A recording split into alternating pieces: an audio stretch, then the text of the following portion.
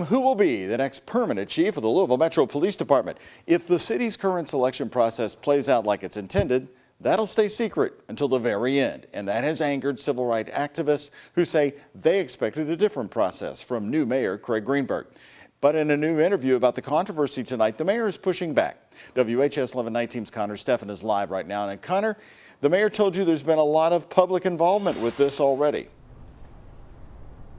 Well, so Doug, one of the main things he mentioned was, if you remember that police chief survey that about 1,200 people responded to, he also mentioned countless focus groups. He mentioned those 2 community meetings where input was given, though these are all standard offerings from the firm it's hired on to carry out the process. Still, Greenberg has remained adamant that this is a transparent process.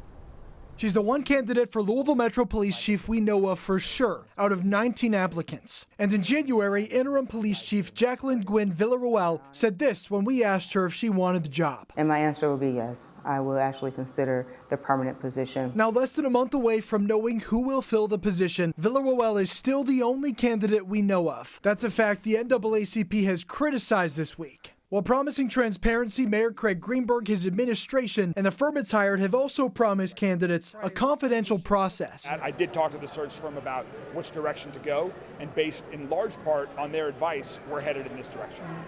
Do you feel like there is some... Let me just be very clear. I think that this process has had a lot of public input. People are reading about some of the allegations that are out there, some of the concerns that have expressed. I think the people of Louisville know that our city government, our LMPD, is more transparent and more open with information than it's ever been before. I think he's not being true to a campaign commitment.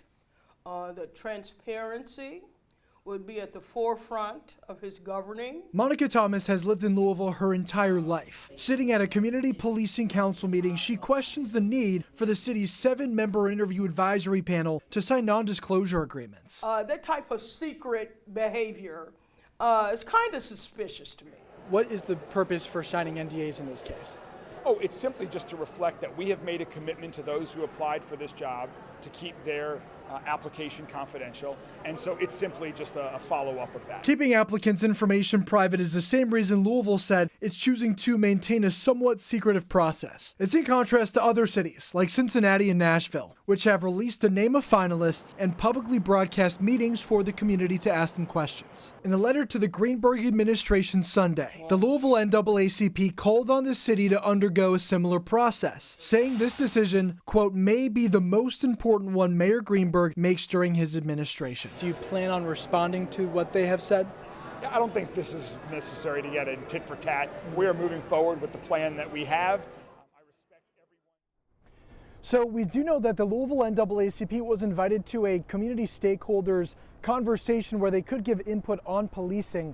They did not attend, though. We weren't sure how much of that process for hiring the next police chief was concrete by the time that meeting took place. As of right now, Greenberg said the process is going as planned. We do know we are expected to hear of a permanent police chief by the end of the month. We're live here in downtown Louisville. Connor Steffen, the WHAS 1119.